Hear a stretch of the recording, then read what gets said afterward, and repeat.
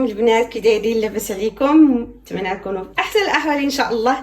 المهم اخواتي، اليوم جيتكم بوصفه جديده طلبتوها لي من بزاف البنات ديال انستغرام. طرطه اوريو او تشيز كيك اوريو. كيجي هائل، خفيف وسهل. نتوما عارفين انا كنجيب لكم حاجه سهله.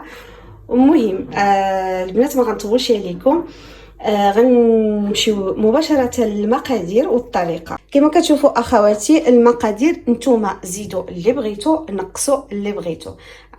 كما ولفت لكم انا ديما كنعطيكم افكار، كنقول لكم زيدوا داك النكهه او الحاجه اللي كتعجبكم او يعني المفضله عندكم. بالنسبه لليوم عندنا طرطه اوريو. كنحتاجوا الاوريو، حيت له الكريمه نتاعو كما كنشوفوا، حيت باش غنستعملوا في الكريمه هاد الاوريو غنحتاجوا 2 ساشيات ديال الكواخاضه، غنحتاجوا الشكلاط الابيض، وغنحتاجوا 2 معالق ديال الكريمه باتيسري، 2 معالق كبار ديال السكر باش نذوبوا فيه الكواخاضه، غنحتاجوا الحليب نيستلي، وغنحتاجوا الزبده. بالنسبه للزبده والحليب نيستلي غنجمعوا به الاوريو اللي طحناه. انا طحنته وعملته في الاناء. دابا غتجبروني غنجمعوا بشويه الزبده. الا ما بغيتوش ديروا الزبده عملوا غير الحليب نيستلي. انا اليوم غنخلطهم. مهم اول حاجه اخواتي غندوزو الطبقه الاولى والطبقه الاوريو. اول حاجه غنطحنوا الاوريو الكميه اللي بغيتو كما قلت لكم. المهم الطبقه الاولى ما كتكونش غليظه وما كتكونش رقيقه. كما قلت لكم غنحتاجوا الاوريو غنطحنوه. من بعد غناخذوا شويه الزبده وشويه الحليب نيستلي نجمعوا به الطبقه الاولى. كنحتاجوا القالب اللي كيتفتح ضروري. الحجم انا متوسط، ما كبير ما صغير. مهم اخواتي خليكم معايا مع الطريقه بالمراحل نتاعها. المهم اخواتي، اول حاجه كما كتشوفوا غنجيبوا الخليط او الخليط ديال البسكويت اللي طحناه. غنضيفوا عليه الزبده تقريبا 2 معالق كبار، وغنضيفوا كذلك حليب نيستلي حتى هو 2 معالق كبار. هما هذوك اللي بقاو ليه غنضيفهم كاملين، وغنجمعوا الخليط نتاعنا. تقدروا تضيفوا ليه المكسرات، اللوز بالنسبه للناس اللي كيعجبوهم المكسرات في الطبقه الاولى. المهم انا غنحاول انني نجمع الطبقه نتاعي مزيان وغنرجع معكم اخواتي. من بعد ما جمعت الحشوه نتاعي، قبل ما نديرها في القالب غناخذ اطرو حليب نديروه في كاسرونه. انا كنت شعلت على الكاسرونه. المهم غنخليو قيمه كاس باش نذوبوا فيه فلان كواخاضه ومع الكريم باتيسري. غير باش نضرب في الوقت سمحوا لي. المهم كنديروا الحليب في كاسرول كبير. حنا غنحتاجو لتر كامل د الحليب. غناخدو الحشوه نتاعي غنديرها في القالب. المهم الحشوه كتكون متماسكه جامعه راسها. ناخدو معلقه ونبسطوها في القالب ونعطيو لها نصاوبو لها السطح ديالها. هي راه ساهله كتمشى بسيسه كما كتشوفوا بمعلقه. غنستمر بهذه الطريقه حتى تاخذ سطح متساوي وغنرجع معكم. المهم اخواتي، من بعد ما صوبت السطح ديال الطبقه الاولى غندخلها للثلاجه تتماسك معنا. هي اصلا كتكون متماسكه، ولكن من احسن تبرد شويه ونرجعوا للطبقه الثانيه. المهم الطبقه الثانيه اخواتي كما كتشوفوا المقادير اللي كنحتاجوا فيها: الشكلاط الابيض، تقدروا حيت هي الاوريو.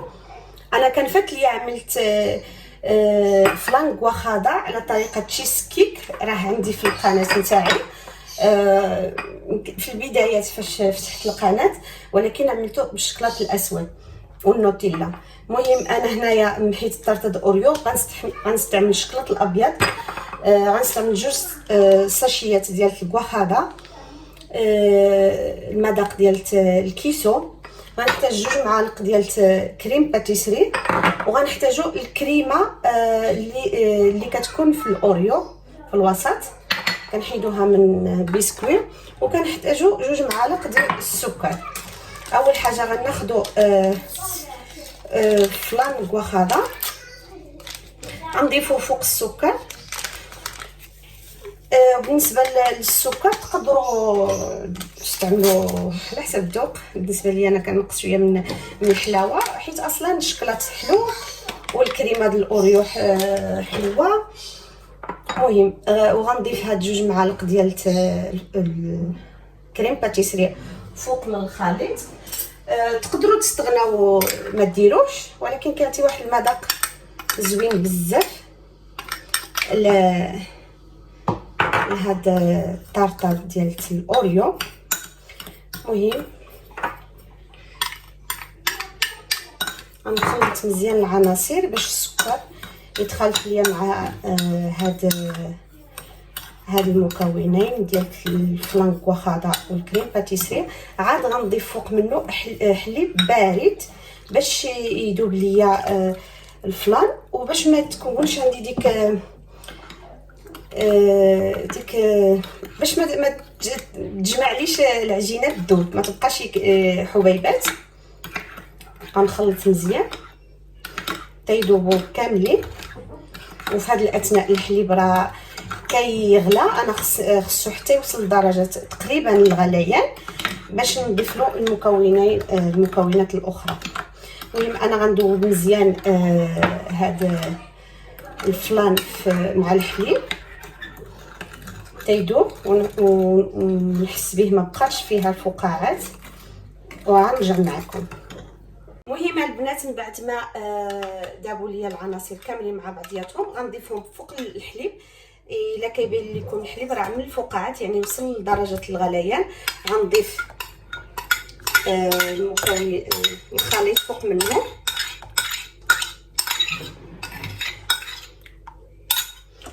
وغنبدا نحرك. وكذلك غنضيف الكريمه ديال الاوريو فوق منها، واخيرا غنضيف الشكلاط حتى هو باش يذوب مع العناصر. غنضيفها كامل فيها 200 غرام. المهم غنبدا بالتحركه البنات حتى تذوب لينا الشكلاط والكريمه ديال الاوريو، ونحسوا بالحليب انه ثقال شويه. عاد غنطفيو عليه.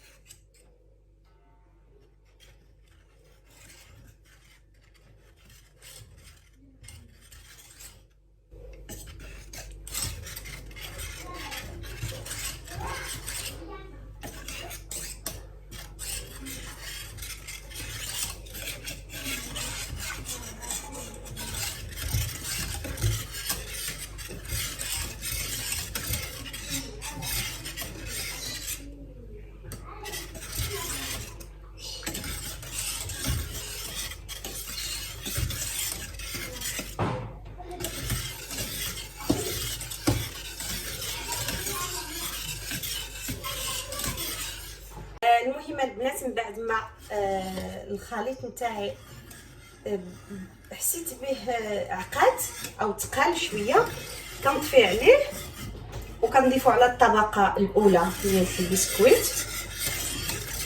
شفتوا الخليط كي داير؟ المهم كتحسوا به بلا الخليط عقاد. كنضيفوه مباشره فوق الطبقه الاولى، ومن بعد غتخليوه حتى يبرد يمشي يبقى غير دافئ، عاد تدخلوه للثلاجه.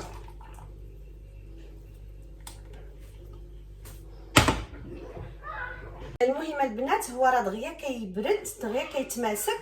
على الاقل يدخل الثلاجه لمده 4 ساعات او اكثر، او ليله كامله. هو شحال ما بقى في الثلاجه كيكون احسن وكيجي متماسك اكثر وعقد اكثر.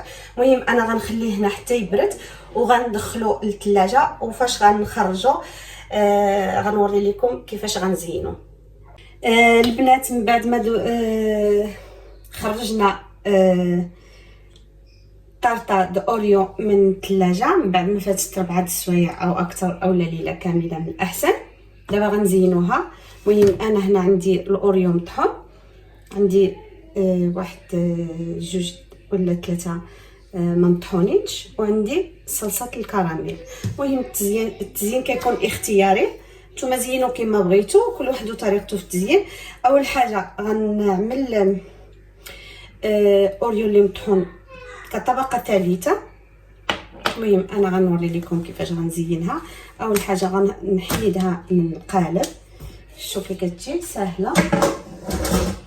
وغنجيبوا الطبق التقديم اولا الطبق اللي بغيتو تحطوها فيه. المهم البنات راه سهله، ملي كتجمع راسها سهله باش تحطوها في الطبق كما كتشوفوا. كناخذوا اوريو كنعملوه من الفوق بشكل عشوائي، نغطيو طبقه الكريمه البيضاء كامل.